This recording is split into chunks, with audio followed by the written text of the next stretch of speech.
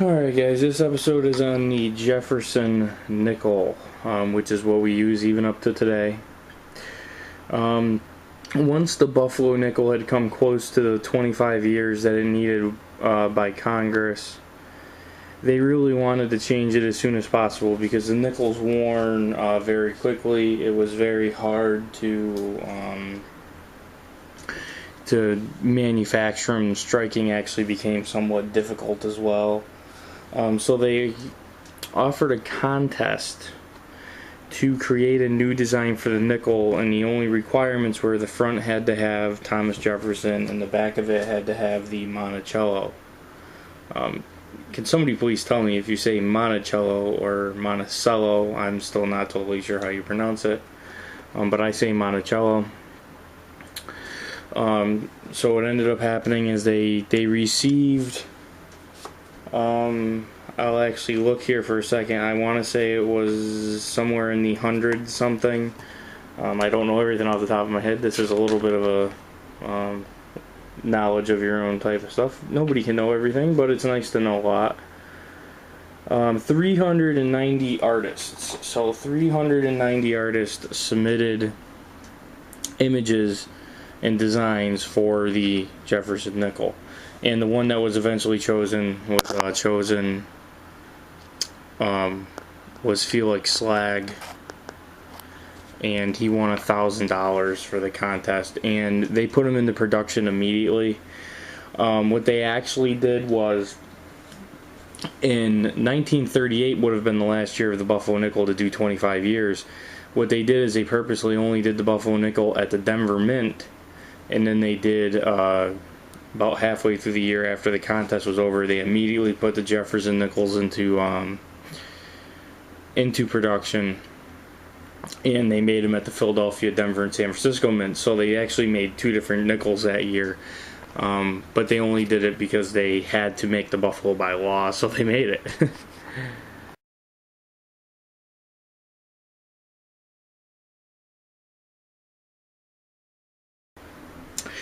Alright, the design of the Jefferson nickel. The front has a left-facing bust of Thomas Jefferson, and it says, "In God We Trust," along the left side, and it has Liberty on the right side, the date on the right side, and on the reverse it has a two-dimensional, kind of like a front or side of the Monticello.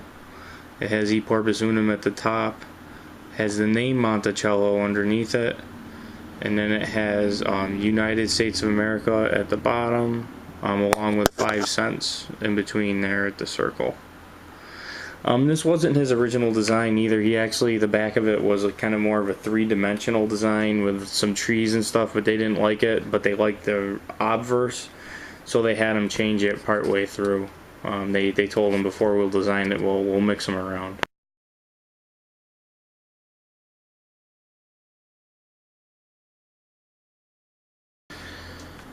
Alright, the initials on the coin. They did not put the initials on the coin until 1966. They asked if they could put them on there, and he let them. And it's hard to see, but it's right down underneath the bust of Jefferson.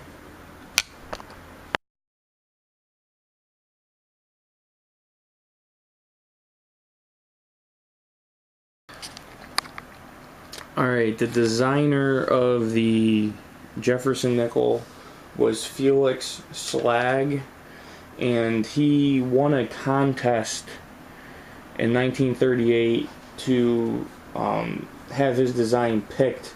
It was out of, I want to say it was out of somewhere in the range of a few hundred people or something of that nature. I think it was like 100 and something people.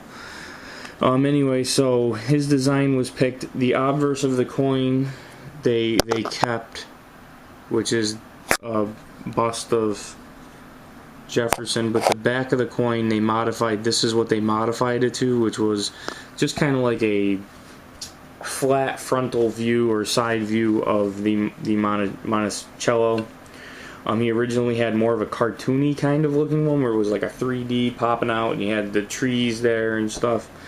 So they made him change that, but he was more known as a designer than anything else. A lot of times you see sculptors and things of that nature, but he was a designer. He designed several things for things in Europe especially. So I don't want to go really too far into it, but it's the only coin that he designed for the U.S. government, and it was a contest. He won $1,000, which back then would have been a good bit of money. So that's who designed it.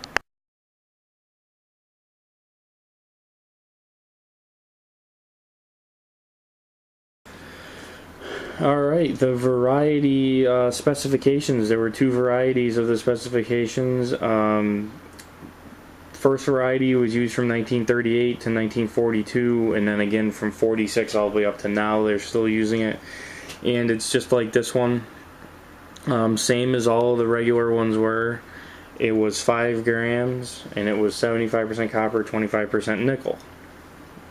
But during the war, they really needed the nickel for war efforts, just like they did the copper. So what they did was they made this one, which actually has a, it's hard to pick up on camera, but it has a golden hue to it, which some of the uncirculated ones of these did.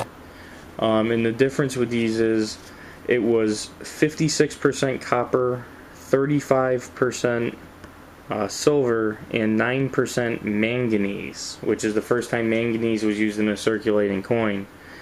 And it had 0.05626, so just under a 20th of an ounce, just over a 20th of an ounce of silver. And they were, all of them were 21.2 millimeters in diameter and had a plain edge.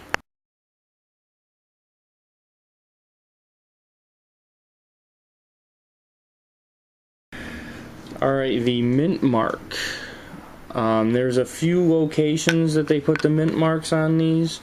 They originally put the mint mark on the back of the coin. This one you're not going to see it because they switched it on this coin. But right over to the right of the Monticello, right there you see that kind of little space there, right over in here. That would have been where they would have put the mint mark up until the early 1960s. I believe 1964 may have been the last one that they did that with. But they were on the back of the coin. Then for the war nickels, they put them on the back of the coin above the Monticello, which in this one you'll see the S. And this was also the first time that they put a P mint mark on a coin for Philadelphia, and it was because they wanted to distinguish the difference between silver ones and regular ones, because like in 1942 they made both versions, and they made them at the Philadelphia, Denver, and San Francisco mints. And then in the late 60s, after all the proof stuff was over with, those special mint sets and stuff, when they came out with the proofs again in 1968, they put it on the front of the coin. So now you're going to see the year, like in this case you see 1990, you'll see the S underneath the 1990. That's where they put moved the mint mark to.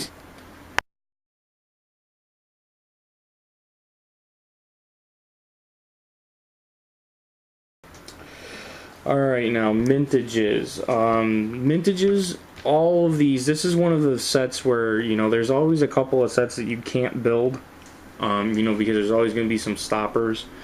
But in the newer series, they actually are very plentiful, and all of the regular issues are very affordable, except for the 1939 Denver can get a little expensive, but they're, you know, that's only in higher grades. and lower grades it's like a, you know, it's maybe 3 times as much as the regular ones, which are very affordable. In lower grades they probably go for, you know, 25-50 cents, something like that.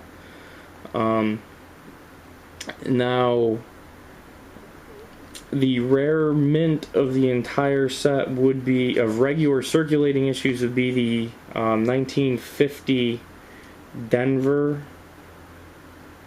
Was very low. It was only 2.5 million, so that one's the one that goes for good money. But there was also a few other ones that were known, like the 1994 there was a special, what they call a special uncirculated, which is more of like a matte finish. And what they used that one for was a special set that they released to commemorate Thomas Jefferson, and it had like a Jefferson commemorative dollar, that nickel, and some other stuff in it. So that one goes for some good bit. And then there was also a couple proof ones that had some low mintages in the earlier days, but pretty much everything regular circulation issue, totally affordable.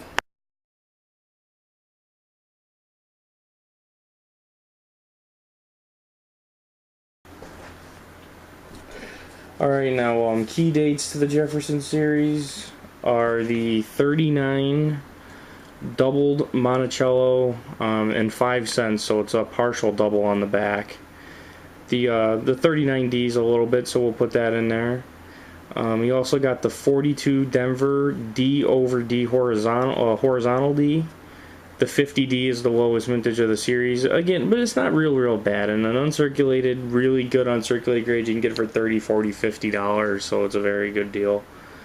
1943P 3 over 2. There's also a 43P that had a double I. There's a 45P that has a double die reverse, so those are some silver war nickel ones. We have a 49D, which is a D over S, and then we have a 55S D over S, and a 54S S over D, so those are some you could look for. And again, the 94 special one is another one that you can look for, and also a very high one is the 1971 proof No S. So those are if you want to get a in-depth collection of them, that's what you can do. So very affordable series. I would recommend you do it. You could build the whole series in a nice uncirculated condition, just circulation strikes, and even the proof strikes, not any of those special ones I just said, for like $100, a little over 100, maybe $125. So it's a very decent set to get into. And we'll see you next time, guys. I hope you're enjoying the series so far.